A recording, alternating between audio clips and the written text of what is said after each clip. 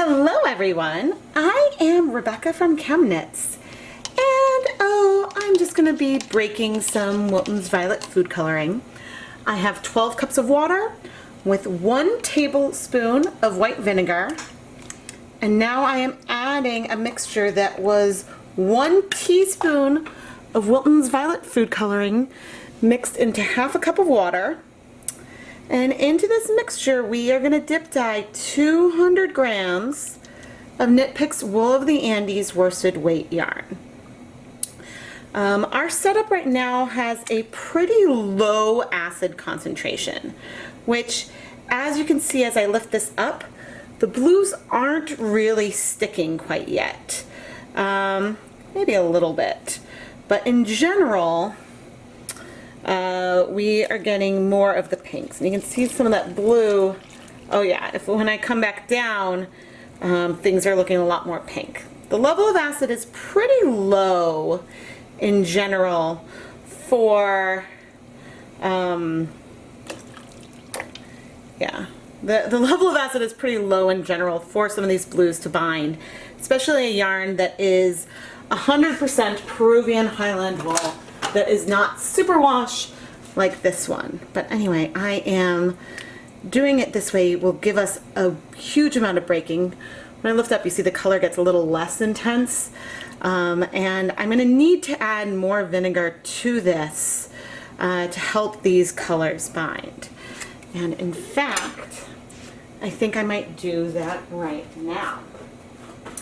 In general, this proportion of acid to dye bath does allow us to get some really great colors.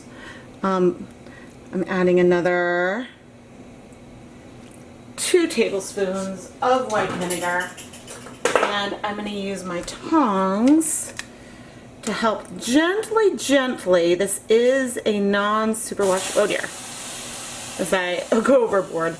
This is a non-superwash yarn, just to just mix it up a tiny bit.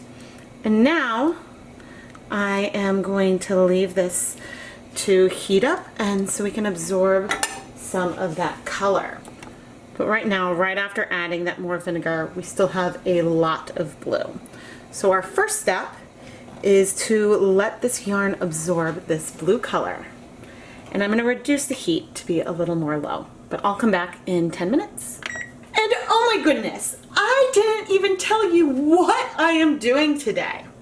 We are dyeing these brilliant colors, this classic signature ChemKnits colorway, to see just how well these colors bind to yarn.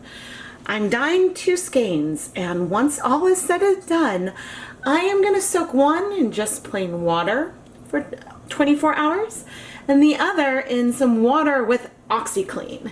And so we'll see if Oxyclean can reverse the stain of our food coloring and what differences we see between the 2 yarns after this treatment.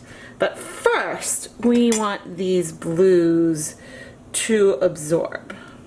One thing to keep in mind is that this Wool of the Andes base does absorb dye slower than, for example, Stroll fingering weight yarn, which it has some superwash merino. I would say that there's still a lot of blue in here, but there is less than there was. But I'm going to go ahead and just add more vinegar because while we are not in a rush, it does not hurt and can just overall help a bit. So, let's go ahead and do 1, 2. So we're at 5 with 12 cups of water, which is still actually not super high, but yeah, there's still a lot of blue in there. But you can see this time some of that blue is definitely on the yarn already. But Rebecca, why would you pick it up? And one of the big reasons for picking it up is so that way it's just a quick way to mix that vinegar. And then they're like, Rebecca, it's hot, this is wool, and you're shimmying it. It's fine.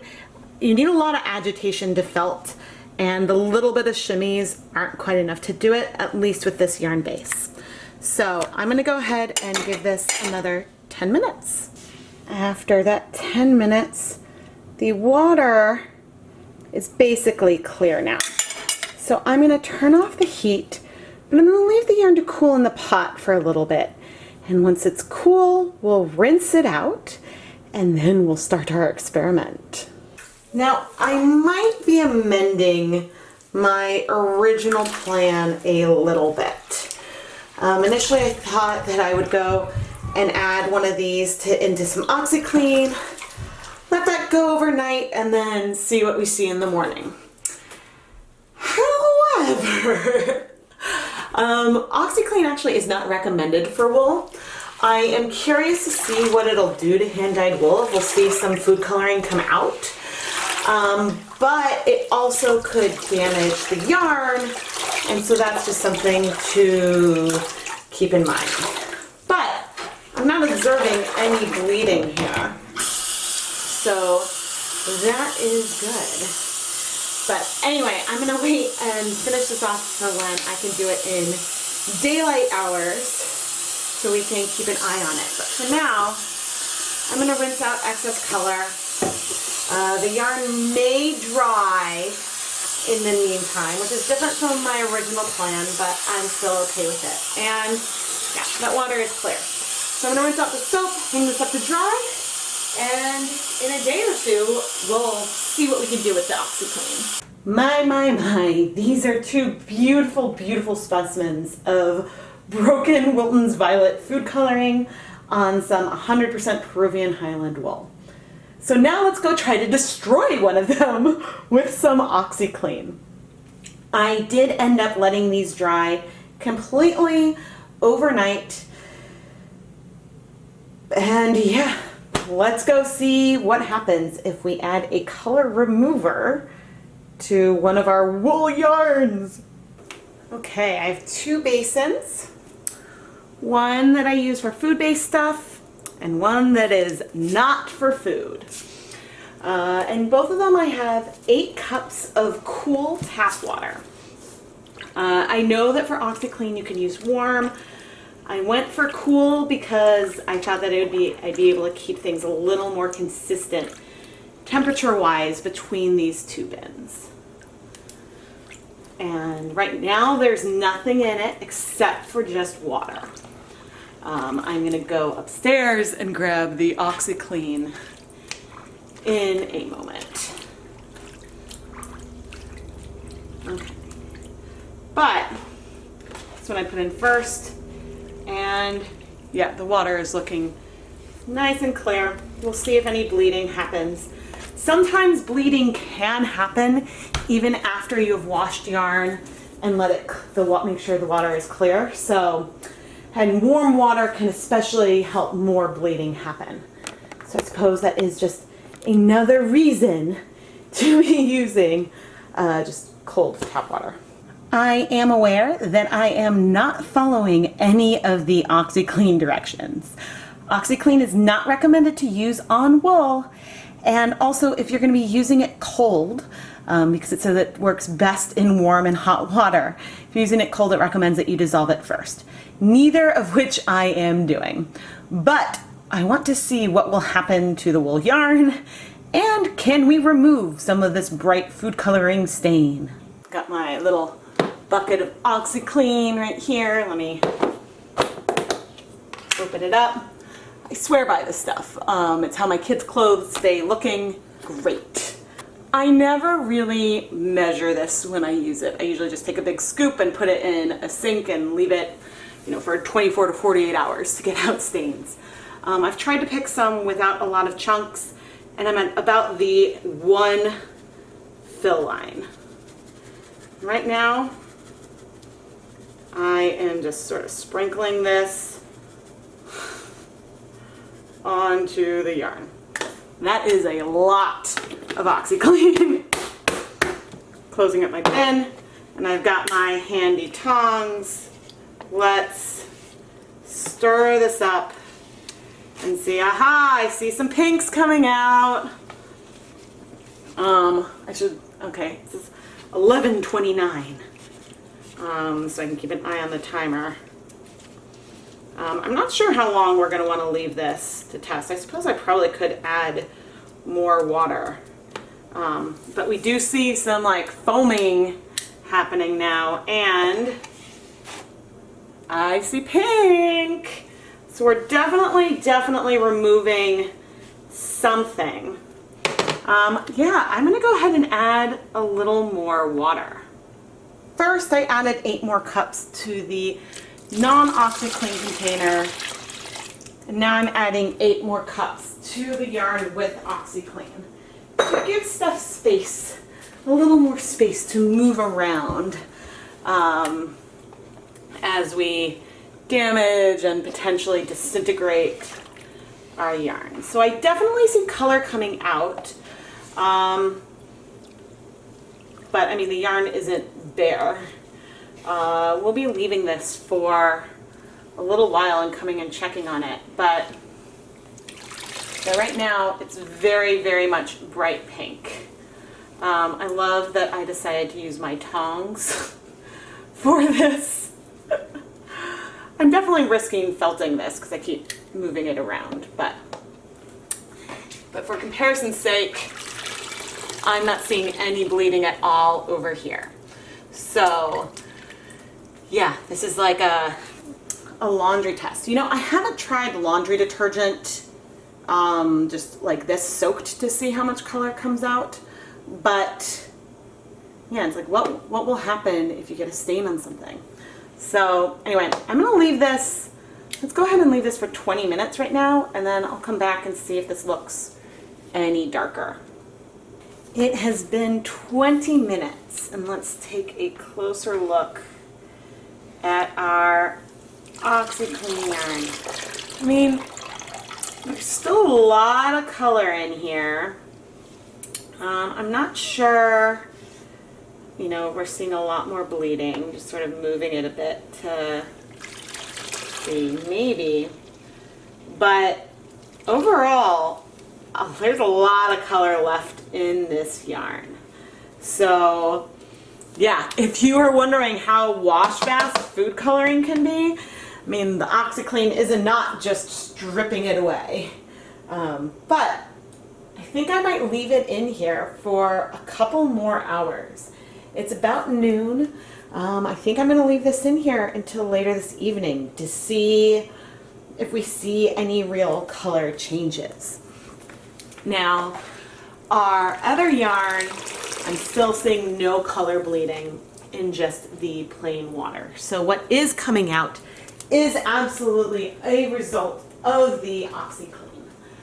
But the other question that we have beyond just you know, this Oxyclean treatment is, will some you know, will, like, when I wash this yarn, is it going to feel different? Is it going to feel damaged? How is it going to feel? So yeah, I'll come back later this evening and we'll take a closer look.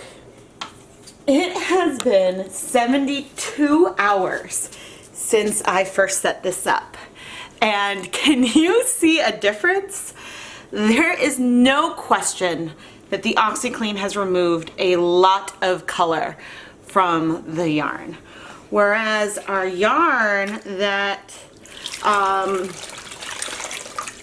did not have any Oxyclean had minimal bleeding. After 72 hours, there is some pale blue in the rinse water.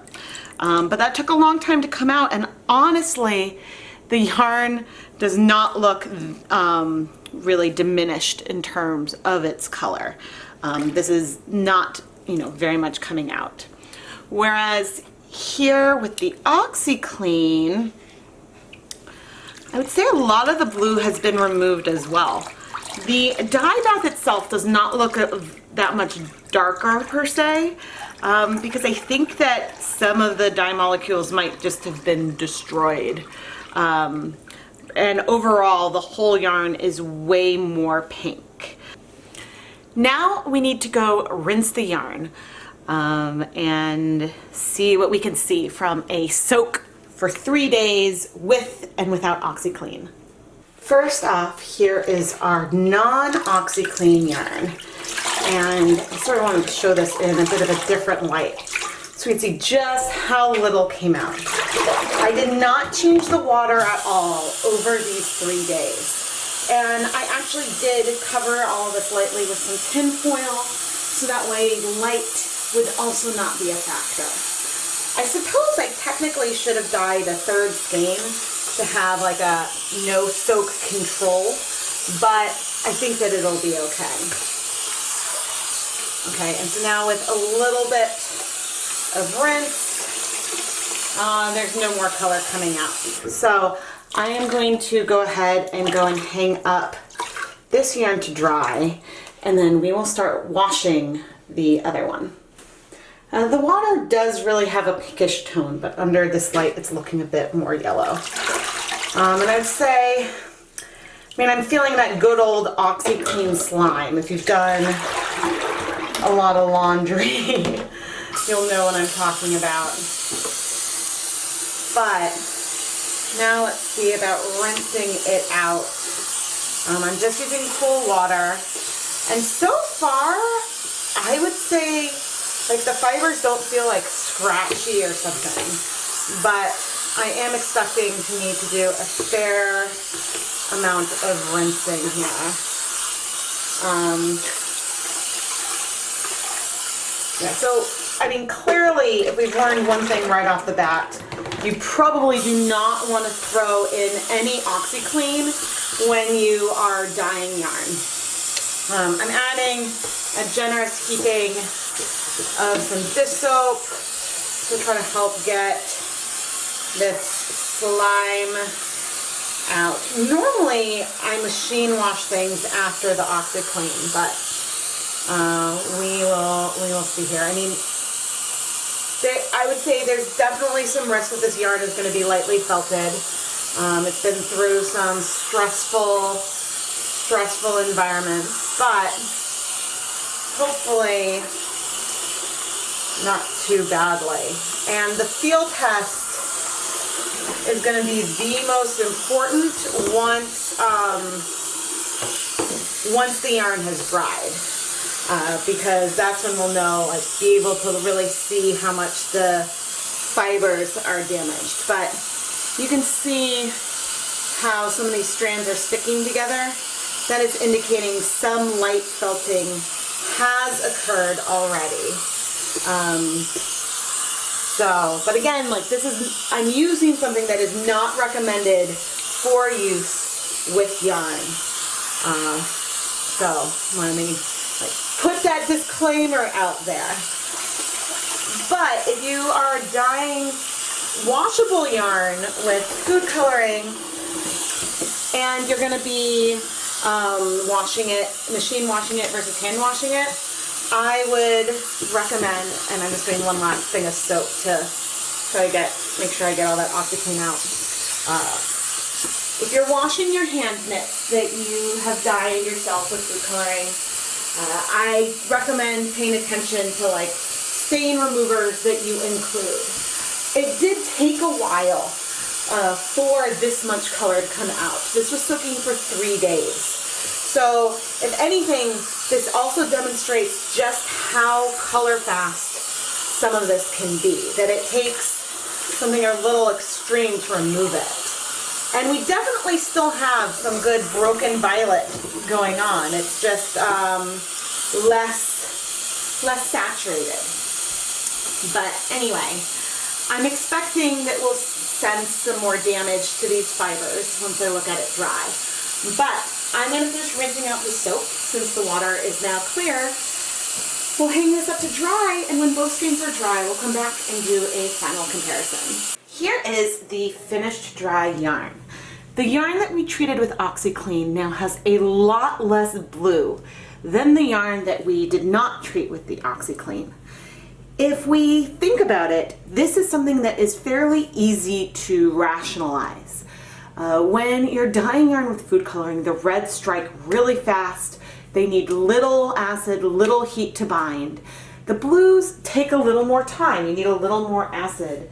And it sort of would make sense that maybe the interactions between the blue number 1 food coloring molecules in the yarn isn't as strong as the reds, and so therefore it is a little easier to disrupt this bond and remove that blue color. Now, I don't know a lot about the mechanism, so I'm just creating some theory here. But I should also note that the rinse water in the Oxyclean bath did not look blue. There was some pink runoff, so we did remove some of the pink, but we did not see, it wasn't purple, we didn't see the blues in there. So another hypothesis could be that the Oxyclean is actually degrading the blue molecules, and so they may still be present in the yarn, or maybe they rinsed off, but they no longer can absorb the light, and so we do not see that blue color anymore. To be perfectly honest, the yarn doesn't feel that bad. I think it feels overall a little drier than the one that was not treated with the Oxyclean. But it doesn't feel brittle or anything. It doesn't feel like these strands are going to break. What it feels like is that any residual oils in the yarn were stripped away, which, given that this is a stain remover product, that kind of makes sense that it might remove oils from fibers. Despite the fact that the yarn is still intact, this was a very, very harsh condition, and there's no doubt that the yarn is sort of sticky to one another. I wouldn't go so far to even call the strands as lightly felted, because the plies actually still look really good and intact, but it is sticking to itself a lot more than the one that we didn't treat, which, while it still can stick a bit at times, it comes apart a lot faster. Like picking it up, it's not automatically just coming apart. This low level of felting is not tragic.